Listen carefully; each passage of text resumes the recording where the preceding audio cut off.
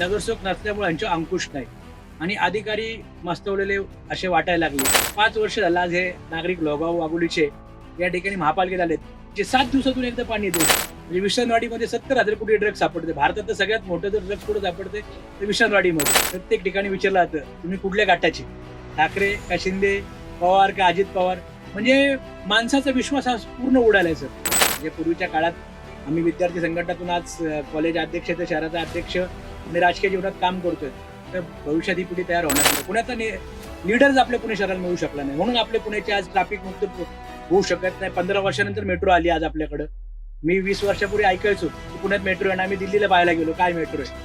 BRT ला विरोध केला, पण आम्ही ठरवलं मेट्रोला कधी विरोध करायचा नाही, कारण ती गरज आहे पुणे शहराची. रिक्षा चालकांसाठी मी 2 एकर जागा घेतली सर. महाराष्ट्रातली पहिली संघटना आमची. ज्यावेळेस मी रिक्षा चालकांचं खरेदी करून दिलं ना, त्या अक्षरशः डोळ्यात पाणी होतं.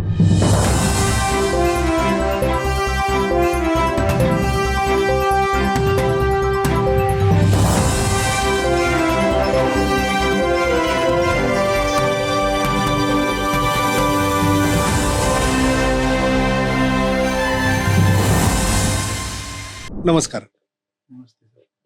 मतांतर या पॉडकास्ट कार्यक्रमामध्ये आपलं स्वागत आहे. आजचे आपले खास पाहुणे आहेत श्रीयुत नितीन भुजबळ. नितीन भुजबळ यांच्या बाबतीत सांगायचं झालं तर ते पुणे महानगरपालिकेतील प्रभाग क्रमांक 3 इथून येतात. विद्यार्थी चळवळीपासून त्यांच्या सामाजिक कार्याचा खरं तर प्रारंभ झालाय.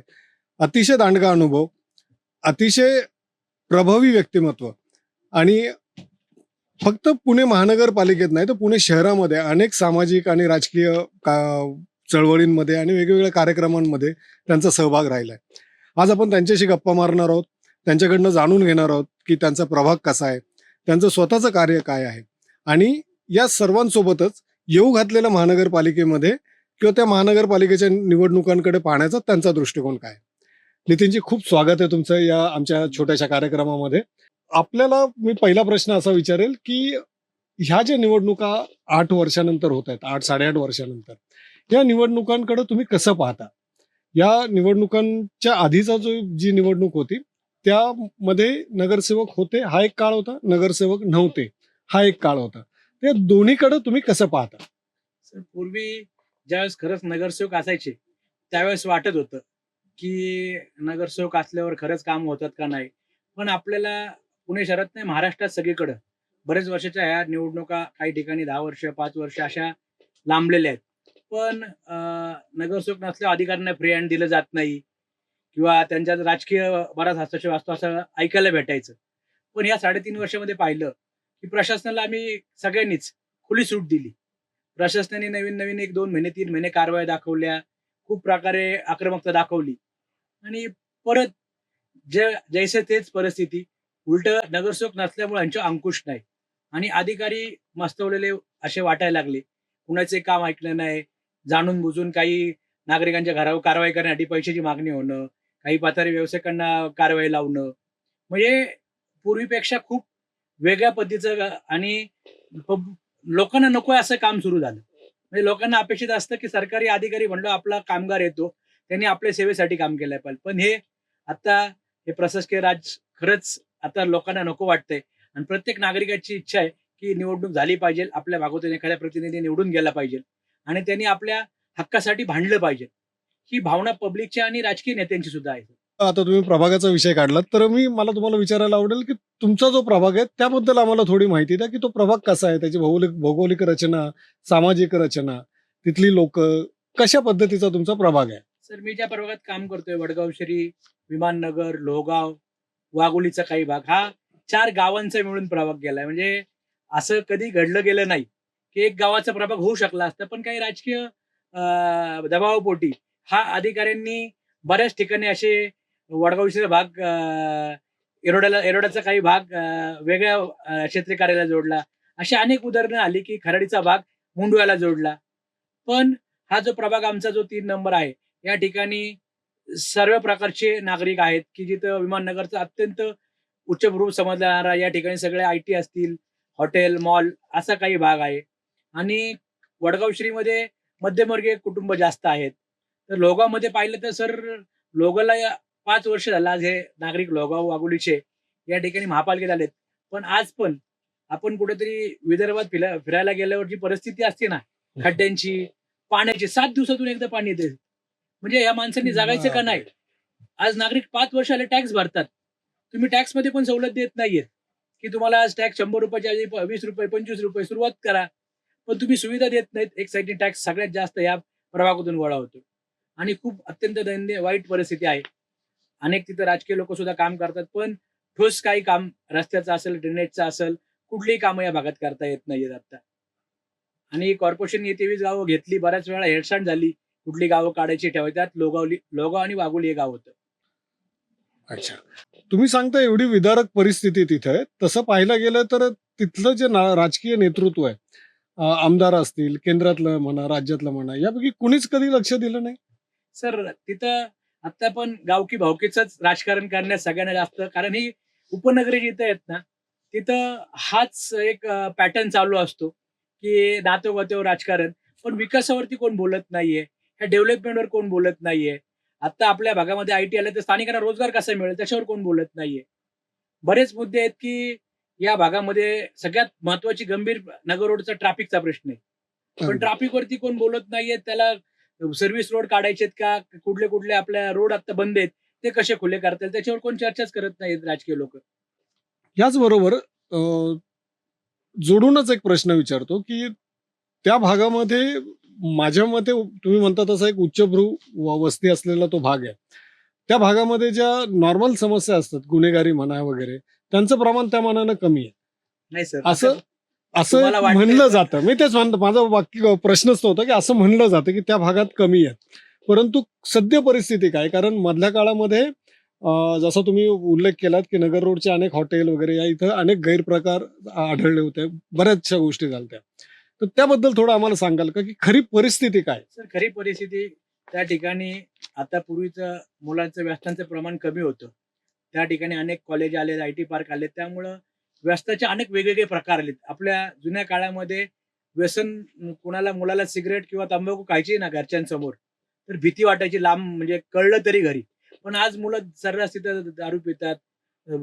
अनेक प्रकारचे ड्रग्स असतील सगळं. विमाननगर, कोरेगाव, कल्याणनगर या ठिकाणी सर्रास अवेलेबल होते. म्हणजे विसनवाडीमध्ये 70,000 कोटी ड्रग्ज सापडते. भारतात तर सगळ्यात मोठं जर ड्रग्ज कुठे सापडते तर विसनवाडीमध्ये. म्हणजे पुण्यामध्ये हा उगम सुरू झालाय. तो एक छोटा विमाननगर असेल, कल्याणनगर असेल, हा पार्ट आहे. त्यामुळे बरोबर. मुलं आता व्यसनाकडे वळतात. हे 100% खरं आहे. त्या ठिकाणी पब संस्कृती वाढलेली आहे. त्यामुळे तिथल्या नागरिकांना त्रास होतोय. ज्येष्ठ नागरिकांना त्रास होतोय. पण त्याच्यावरती आवाज उठवला जात नाही आणि पोलीस प्रशासनाकडून अशी ठोस कारवाई होत नाही. या व्यतिरिक्त जसं तुम्ही आता पाण्याचा प्रश्न सांगितलात, की 7 दिवसातनं एकदा पाणी येतं.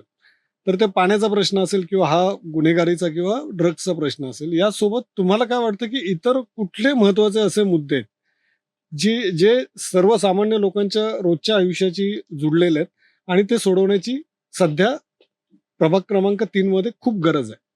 सर कचऱ्याचा पण प्रश्न गंभीर आहे. आज लोगाव ठिकाणी कचऱ्याच्या गाड्या जात नाहीयेत. रस्त्यावरती कचरा कुंड्या झालेल्या आहेत आणि ड्रेनेज व्यवस्था तर नाहीच आहे आता. म्हणजे महापालिकेमध्ये 5-5 वर्ष येऊन सुद्धा एक साईडला बजेट शहरामध्ये जास्त दिलं जातं, जिथं गरज आहे. आज उपनगर नवीन आलेत त्यामुळे त्यांना तिथं डेव्हलपमेंटची गरज आहे. पण एक साईडने फक्त टॅक्स घेतला जातो आणि शहराच्या मध्यवर्ती भागात बजेट जास्त दिलं जातं. का? तर त्या पक्षाचे नेते असतात. त्यांचं वजन बरोबर. ते वापरून आणि काही नगरसेवकांना शून्य बजेट येतं. म्हणजे हा विरोधाभास आहेच. त्याच्यामुळे कचऱ्याचा प्रश्न, विद्यार्थ्यांच्या आरोग्याचा प्रश्न असेल, हॉस्पिटल असेल, अनेक सुविधा, नाट्यगृह नाही. आज बघितलं तर फक्त कोथरूडला नाट्यगृह. वडगाव शहरी मतदारसंघामध्ये एखादं चांगलं नाट्यगृह अजून बांधू शकले नाहीत काही. एम-एन-टी सगळ्यात जास्त खराडीमध्ये 70 एम-एन-टीज आज. पण त्या डेव्हलप करायला सुद्धा अजून फंड्स उभे राहत नाहीत. म्हणजे अम्युनिटी स्पेस म्हणताय तुम्ही? हो, एम-एन-टी स्पेस भरपूर आहे. पुण्यातल्या 570 का 600 पैकी 70 खराडीमध्येच आहेत फक्त. कारण तो डेव्हलप भाग होत चाललाय. बरं. आयटी पार्क ओळखला जातोय आज आपण पुणे शहरामध्ये. परंतु त्या जागांचा उपयोग अजिबातच होत नाही. सर फंड्स अवेलेबल केले जात नाही. स्थानिक नेतृत्व कमी पडतं, की तिथं हक्कानी पैसे भांडवल आणण्यासाठी ज्या पद्धतीने निधी लागतो. आणि आता तर नगरसेवक नसल्यामुळं अधिकारी मनमानीच करतात. अगदी खरं आहे. जिथं प्रश्न नगरसेवकांचा येतो किंवा जिथं प्रश्न निवड लोकप्रतिनिधींचा येतो, अ, एकंदरीत आत्ताची सध्याची परिस्थिती पाहिली, एक पक्षीय राजकारण जर आपण पाहिलं तर अनेक बदल झालेत. राष्ट्रवादी काँग्रेसचे 2 भाग झालेत, शिवसेनेचे 2 भाग झालेत, काँग्रेस आहे, भाजप आहे. ह्या सगळ्या राजकारणामध्ये तुमच्या प्रभागावर त्याचा किती प्रभाव पडला आणि सध्याची परिस्थिती काय आहे पक्षीय राजकारणाच्या दृष्टिकोनातून? सर 100% हा नुसत्या प्रभागातच नाही, पूर्ण महाराष्ट्रात फरक पडलाय सर. म्हणजे पूर्वी आम्हाला काम करताना कार्यकर्ता म्हणून काम करायला आवडायचं आणि शब्दाला किंमत होती. आज आम्ही आंदोलन करायला बाहेर पडलो आणि आम्ही शिवसेनेचा जन्म आमचा मुळात शिवसेनेचा. आंदोलनाला बाहेर पडला 200-400 कार्यकर्ते उभे राहायचे. एखादी केस झाली तर आम्हाला वाटायचं अरे मिडल लागला आम्हाला, की आंदोलनासाठी, पाण्यासाठी, BRTसाठी विरोधात आम्हाला केसेस झाल्या. पण आता तशी परिस्थिती राहिली नाही. म्हणजे सर्वच प्रभागामध्ये कुठल्याही पक्षात कोण जाईल हे आणि प्रत्येक ठिकाणी विचारलं जातं, तुम्ही कुठल्या गटाचे? ठाकरे का शिंदे, पवार का अजित पवार? म्हणजे माणसाचा विश्वास हा पूर्ण उडालाय सर. आता कुठल्याही पक्षावरती विश्वास राहिला नाही, ही खरी परिस्थिती आहे. अगदी खरं. नितीन दादा, एक विचारतो अजून तुम्हाला, की जो आरोप आत्ता केला जातो, इनफॅक्ट आता ज्या नगर परिषदेच्या निवडणुका आहेत, त्याच्यामध्ये एक जाणवतंय, की पैशाचा वापर केला जातो. तुम्हाला पटतंय हे खरं असेल? तर 100% खरं आहे. कारण आतापर्यंतच्या इलेक्शन मी मी बऱ्याच आम्ही एक नगररोड कट्ट्याच्या माध्यमातून अनेक मान्यवर पुण्यातले, महाराष्ट्रातले कुमार सप्तर्षींनी आम्हाला सांगितलं होतं, की हं, त्यांची इलेक्शन म्हणजे 10-10, 20-20 रुपये काढून इलेक्शन लढलेले लोक आहेत त्या काळात, ज्यावेळेस बरोबर. खरी सुरुवात होती राजकारणाची. पण आताची इलेक्शन ही फक्त आणि पैसा, साम, दाम, दंड, भेट जे आपण बोललो जायचो, ते पूर्ण वापर या ठिकाणी होतो. आणि पैशाचा मारेमाप वापर या ठिकाणी चालू आहे. आणि भविष्यातली ही राजकीय सगळे जे खरे कार्यकर्ते संपून जातील याच्यामध्ये. कार्यकर्ता परत तयार होणार नाही. जे पूर्वीच्या काळात आम्ही विद्यार्थी संघटनातून आज कॉलेज अध्यक्ष ते शहराचा अध्यक्ष आणि राजकीय जीवनात काम करतोय. तर भविष्यात ही पिढी तयार होणार नाही सर. असं तुम्हाला वाटतं? 100% सर. तुम्ही म्हणलात, की नागरी सुविधांचा अभाव आहे तुमच्या प्रभागामध्ये. या नागरी सुविधांचा अभाव असणं, हा ही इलेक्शन झाल्यानंतर तुम्ही नगरसेवक व्हाल किंवा इतर कोणी होईल. तुम्हाला काय वाटतं भविष्यात हे प्रॉब्लेम सॉल्व्ह होतील की ही परिस्थिती आहे अशीच राहील? सर इच्छाशक्ती हवी. प्रॉब्लेम सॉल्व्ह 100% होतात. पण तिथल्या स्थानिक नेतृत्वाची इच्छाशक्ती हवी. तरच काम होऊ शकतं आणि सॉल्व्ह होऊ शकतात. आपल्या शेजारी पिंपरी चिंचवडचं उदाहरण आहे. आज पिंपरी चिंचवडचे रस्ते बघा आणि पुण्यातले रस्ते बघा. पुण्याचा लीडर्स आपल्या पुणे शहराला मिळू शकला नाही. म्हणून आपले पुण्याचे आज ट्रॅफिक मुक्त होऊ शकत नाही. 15 वर्षानंतर मेट्रो आली आज आपल्याकडं. मी 20 वर्षापूर्वी ऐकायचो, की पुण्यात मेट्रो आहे आणि आम्ही दिल्लीला पाहायला गेलो, काय मेट्रो आहे. BRTला विरोध केला, पण आम्ही ठरवलं मेट्रोला कधी विरोध करायचा नाही. कारण ती गरज आहे पुणे शहराची. बरोबर. तर ह्या 100% हे प्रश्न छोटे आहेत, सुटतील. पण इच्छाशक्ती असताना तिथं एखादा चांगला कार्यकर्ता त्या ठिकाणी निवडून आला पाहिजे. मी सांगितलं, की मी चांगलं काम करू. लोकांना वाटलं ना, ह्या 4 लोकांमध्ये हा खरंच मुलगा काहीतरी करू शकतो. तरच त्याला मतदान करा. मी म्हणजे हे 100% आज पण सांगतो सगळ्यांना. अगदी खरं. हे जे निवडणुकीचं वातावरण आता तयार होतंय, यामध्ये असं लक्षात येतंय, की जे वेगवेगळे गट आहेत, यांचे आपापसात युती आणि अगदी विरोधाभास असतो, की काही ठिकाणी अनपेक्षित अशा युती होत आहेत. तसं पुण्यामध्ये काही कारण एक आहे, की फाटाफूट बरीच होणार आहे. नाराज बरेच जण असणार आहेत. तर तेव्हाचं चित्र तुम्ही कसं पुण्याचं पाहता या निवडणुकीचं, महानगरपालिकेच्या? सर आता आपण खरं तर महाराष्ट्रात नगरपालिका बघितल्यात. हे असंच चित्र पुण्यात सुद्धा होऊ शकतं. मुंबईला काही प्रमाणात कमी चान्सेस आहेत. कारण काय होतं मुंबईला सर्वपक्ष विरुद्ध शिवसेना असा एक गणित त्या ठिकाणी भाजप अ, तयार तयारीत करू आहे. पाहत आहे. पण मुंबई ही आर्थिक राजधानी आहे. पूर्ण महाराष्ट्रात नाही तर भारताला जर काही कणा असेल आर्थिक तर मुंबई. त्यामुळे मुंबईकडे वेगळ्या दृष्टीने बघितलं जातं. बाकीचे शहरं जे आहेत तिथं ह्या आघाड्या काही होऊ शकतील. वरिष्ठ नेते घेत असतात. पण अजून तरी आम्ही त्यात काय अनिश्चित आहे काय होईल आणि भविष्यात जो काम करेल, तो निवडून येईल असं मला वाटतंय. पैशाचा वापर सुद्धा तुम्ही सांगितलं मगाशी, की पैशाचा वापर सुद्धा होणार आहे. बरोबर. पण काम करणाऱ्याला मला वाटत नाही काही फरक अडचणी पडेल येतील. त्याने. नितीनजी, पुन्हा तुमच्या प्रभागाकडे येऊयात किंवा तुमच्या एरियाकडे येऊयात आपण. आत्तापर्यंत तुम्ही जे काही राजकीय सामाजिक क्षेत्रात काम केलं आणि तुमच्या प्रभागामध्ये तुम्ही घेतलेले चांगले निर्णय आणि त्याचा चांगला उपयोग झाला, असे कुठले कुठले? सर मला आठवतंय, मी BRTला तर सुरुवातीपासून विरोध म्हणजे त्यावेळेस तर आमच्यावर केसेस दाखल झाल्या. BRT आम्ही तोडली होती. पण आज शेवटी 5 वर्षांनी, 7 वर्षांनी BRT काढायला लागली. बरोबर. म्हणजे ट्रॅफिक समस्या हा उपाय काय हवेत त्याच्यासाठी पहिलं चर्चा झाली पाहिजे आणि मग काहीतरी योजना राबवल्या पाहिजे. आम्ही महिलांसाठी स्वच्छतागृह नव्हते, त्याच्यासाठी आंदोलन केलं. तर नगर रोडला कमीत कमी महिलांना स्वच्छतागृह यायला लागले. आम्ही आमच्या भागातल्या युवकांसाठी रोजगारासाठी सगळ्या IT कंपन्या मॉलमध्ये भांडलो. तिथं आमचे 6-7 हजार युवकांना रोजगार मिळाला. अशा अनेक मी आता जेई नीटवर सर काम करतोय.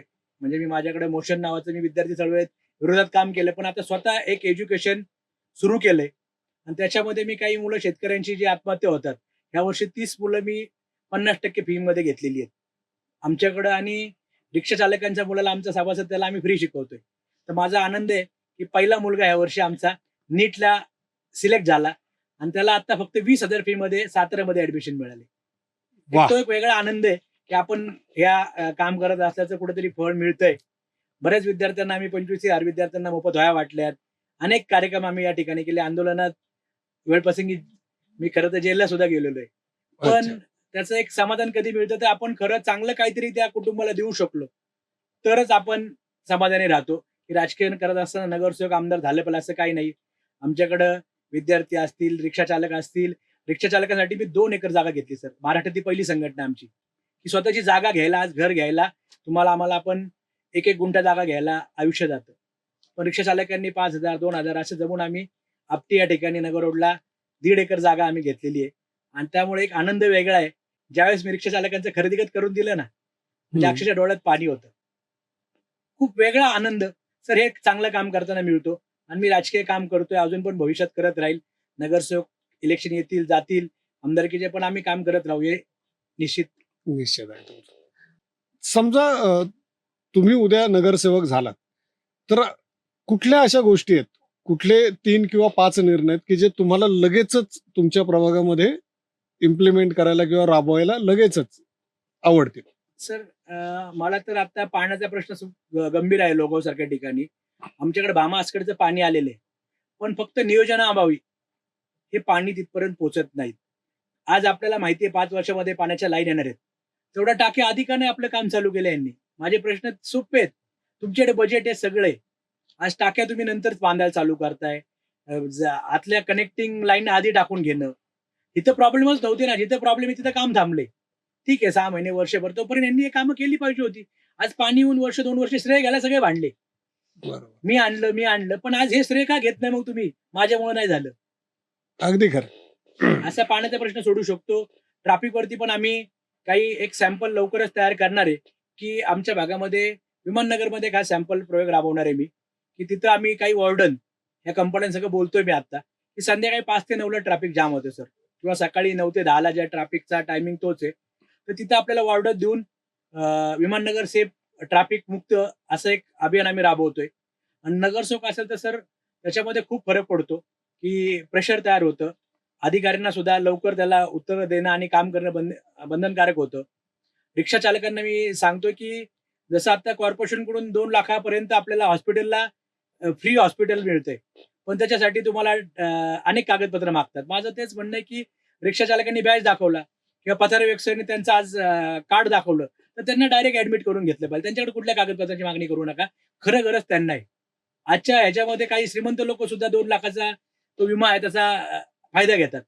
ज्या अगदी खरं. गरजूंपर्यंत गेले पाहिजे त्यासाठी मला काम करायचं आहे. हे 3-4 कामं आपण 100% करू शकतो. कचऱ्याचं नियोजन करू शकतो. पण नियोजनाअभावी हे सगळं आता ठप्प आहे. नगरसेवक झाल्यानंतर आम्ही ह्या गोष्टींना प्राधान्याने काम करून घेऊ सर. नितीनजी, खरं तर मला नक्कीच तुम्हाला सांगायला आवडेल, की ही पहिली मुलाखत तुमची असली तरी ही शेवटची नाहीये. मतांतर या कार्यक्रमाचं स्वरूप आम्ही असं ठेवलंय, की जसजशा निवडणुकीच्या वेगवेगळ्या फेजेस पुढे जातील, वेगवेगळे टप्पे आपण पार करत जाऊ, तसतसं लोकप्रतिनिधींशी, जे समाजकार्यात तुमच्यासारखे आहेत, त्या सर्वांशी बोलत राहावं. मी तुम्हाला विनंती करेल, की जसे तुम्ही आज आमच्या इथे आलात, आमच्याशी मनमोकळ्या गप्पा मारल्यात, तसं ते इथनं पुढेही तुम्ही यावं आणि आमच्या प्रेक्षकांना, तुमच्या मतदारांना योग्य ती माहिती द्यावी. आपण इथे आलात आमच्या कार्यक्रमात, याबद्दल आपले खूप खूप धन्यवाद. आणि धन्यवाद सर. तुम्ही सुद्धा चांगल्या गप्पा मारल्या आणि खरंच जी गरज होती, की काय कुठल्या विषयांना वाचा फोडली पाहिजे. तुमच्या माध्यमातून आम्हाला हे नागरिकांना सांगता आलं. नक्की पुन्हा भेटू. धन्यवाद सर. नक्कीच. धन्यवाद.